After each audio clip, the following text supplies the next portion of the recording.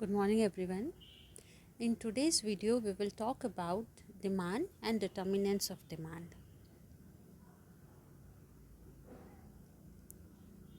In general term, demand means desire for a commodity.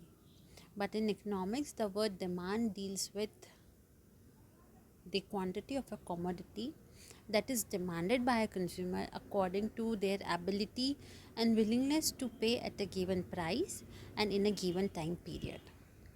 Basically, it deals with five valuable elements, that is, desire for a commodity, ability to pay, ability to buy, willingness to pay for it at a given price of a commodity in a given time period.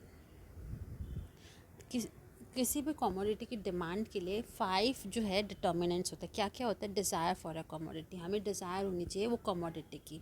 Ability to bye it, हमारे पास इतने पैसे होने चाहिए कि हम उसको ख़रीद सकें. विलिंगनेस टू पे फॉर इट, पैसे तो है लेकिन आप पैसे देना नहीं चाहते, तो वो विलिंगनेस भी होनी चाहिए पैसे देने के लिए. At a given price of a commodity, जो भी प्राइस है उसके ऊपर, और in a given time period. Time period भी बहुत इंपॉर्टेंट है. तो जो भी स्पेसिफिक टाइम पीरियड है उसमें कमोडिटी को बाय करने के लिए डिज़ायर होनी चाहिए, एबिलिटी होनी चाहिए, विलिंगनेस टू पे होनी चाहिए, और एक गिवन प्राइस पे और गिवन टाइम पे. Demand in terms of economics may be explained as consumer willingness and ability to purchase or consume a given item or goods.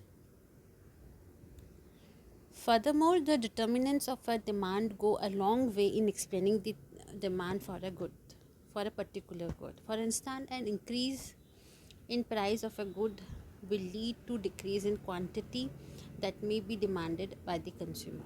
Similarly, a decrease in cost or selling price of a good will most likely lead to an increase in demanded quantity of a good. किसी भी commodity की demand पे जो effect आता है वो determinants effect डालते हैं. कैसे? सपोज़ अगर किसी भी पर्टिकुलर प्राइस की किसी भी पर्टिकुलर कमोडिटी की प्राइस अगर इंक्रीज़ हो गई है तो ये मोस्ट लाइकली है कि कंज्यूमर उसको कम कंज्यूम करेगा. ऑन द अदर हैंड, अगर किसी भी कमोडिटी की प्राइस अगर डिक्रीज़ हो गई है तो quantity demanded will increase. This indicates the existence of an inverse relationship between price of an article and quantity demanded by a consumer. It is commonly known as law of demand and can be graphically presented by a line with a downward slope. तो इससे हमने देखा अगर quantity demanded जो है वो price से inversely related है.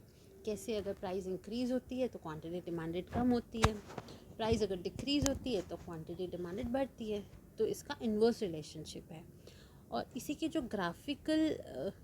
को हम लॉ ऑफ डिमांड कहते हैं. और इसका ग्राफिकल प्रेजेंटेशन कैसे होगा? Downward sloping. जो डिमांड कर्व है वो डाउनवर्ड स्लोपिंग होता है. ये हम डिटेल में आगे पढ़ेंगे. The graphical representation is known as demand curve. The determinants of demand are the factors that cause fluctuation in economic demand for a product or a service. Determinants क्या होता है? Determinants are the factors that affect or change the demand of a commodity in the market. Determinants एक ऐसे factors होते हैं जो determinants ऐसे factor है जो demand में changes लाते हैं. First है price of a product. ये हमने देखा, there is an inverse relationship between the price and quantity demanded of a commodity. That is, if the price of good X rise, then the quantity demanded will decrease, and if the price decreases, the quantity demanded will increase. People use the price as a parameter to make decision if all the other factors remain constant or equal. According to law of demand, this implies an increase in demand follows a reduction in price, and decrease in demand follows an increase in price of a similar good. ये हमने already देखा कि अगर किसी भी commodity की price increase हो जाती है तो उसकी क्वांटिटी डिमांडेड कम हो जाएंगी, और अगर प्राइस डिक्रीज़ हो रही है तो क्वांटिटी डिमांडेड इंक्रीज़ हो जाएंगी. अगर सारे फैक्टर्स अगर सेम है तो ये जो प्राइस फैक्टर है ये सबसे इम्पॉर्टेंट पैरामीटर है in buying a commodity. Then comes income of a consumer. See, if the income of a consumer increases, then the quantity purchase of good X also increases, as the consumer would now have larger amount of money to spend on a given good. Similarly, if the money income decreases, then the demand for a commodity will also decrease.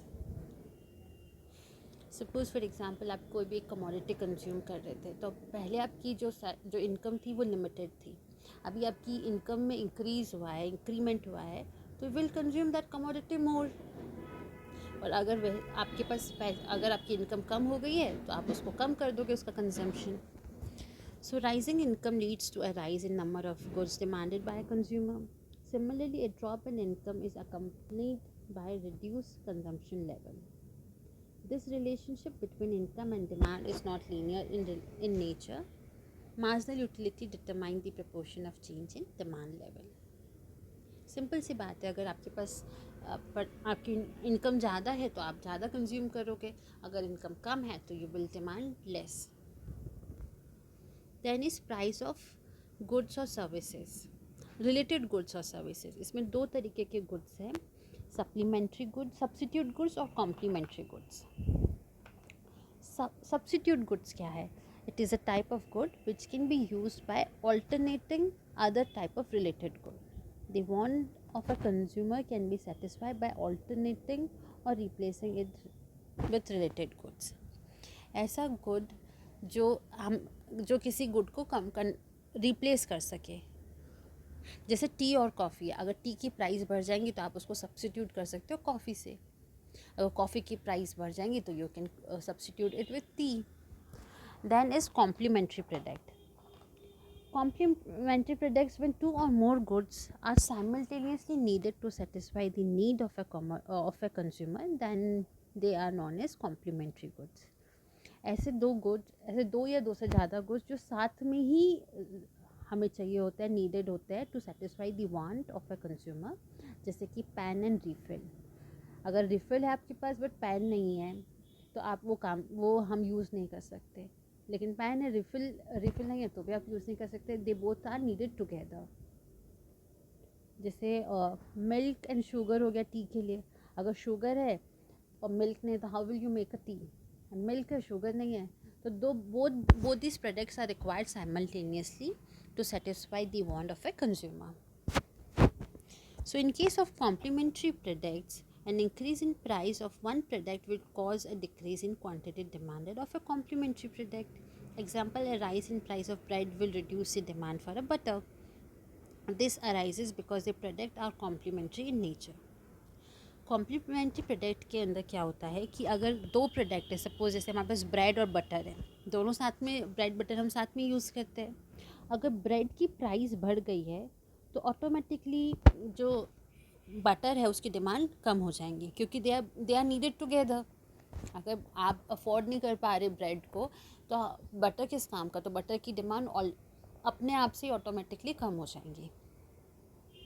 Then is substitute products. An increase in price of one product will cause an increase in demand for substitute product. For example, a rise in price of tea will increase the demand for coffee and decrease the demand for tea. Substitute products में हमने देखा दो products जो एक दूसरे की जगह हम यूज़ कर सकते हैं. अगर चाय की प्राइस बढ़ जाती है तो ये कॉफ़ी की डिमांड इंक्रीज़ कर देगा. मतलब हम लोग टी को रिप्लेस कर लेंगे कॉफ़ी से. तो इसमें हमारा जो रिलेशनशिप है इसमें सेम जाता है. अगर प्राइस इंक्रीज़ हो रही है टी की, तो quantity demanded of coffee will also increase. Fourth is consumer expectations. Expectations of a higher income or expecting an increase in price of goods will lead to an increase in quantity demanded. Similarly, expectation of reduced income or lowering in price of a good will decrease the quantity demanded. Consumer expectations भी quantity demanded को effect करता है. कैसे? अगर हम expect कर रहे हैं कि इन फ्यूचर किसी प्रोडक्ट की गोल्ड की प्राइस इंक्रीज़ होने वाली है, सपोज़ फॉर एग्जांपल गोल्ड हम लेते हैं. अगर हम ये एक्सपेक्ट कर रहे हैं कि गोल्ड की प्राइस इन फ्यूचर इंक्रीज़ होने वाली है, तो हम अभी गोल्ड परचेज़ कर लेंगे. Gold is will be very expensive product. अगर हम नॉर्मली बात करें कि सपोज़ जैसे पल्सेस है, हम ये एक्सपेक्ट कर रहे हैं कि पल्सेस की प्राइस इंक्रीज़ होने वाली है इन नियर फ्यूचर, तो we will buy it today. Suppose कल इंक्रीज़ होने वाली है तो will buy it today. Petrol price अगर इंक्रीज़ होने वाली है सपोज 1-2 दिन में, तो we will refill it today only. अगर हम ये देख रहे हैं हमारी सैलरी इंक्रीज़ होने वाली है, हमारी इनकम इंक्रीज़ होने वाली है, तो हमारी क्वांटिटी डिमांडेड भी इंक्रीज़ हो जाएंगी. Then is number of buyers in a market. The number of buyers have a major effect on total or net demand. As number increases, the demand rises. Further, this is true irrespective of change in price of a commodity. चाहे price कुछ भी हो, अगर number of buyers जो market में है वो ज़्यादा है तो डिमांड भी ऑटोमेटिकली इंक्रीज. अगर बायर ज़्यादा है तो डिमांड भी ज़्यादा होंगी. That's all for today. We will talk about law of demand we will talk about law of demand and elasticity of demand in upcoming video. Thank you for watching.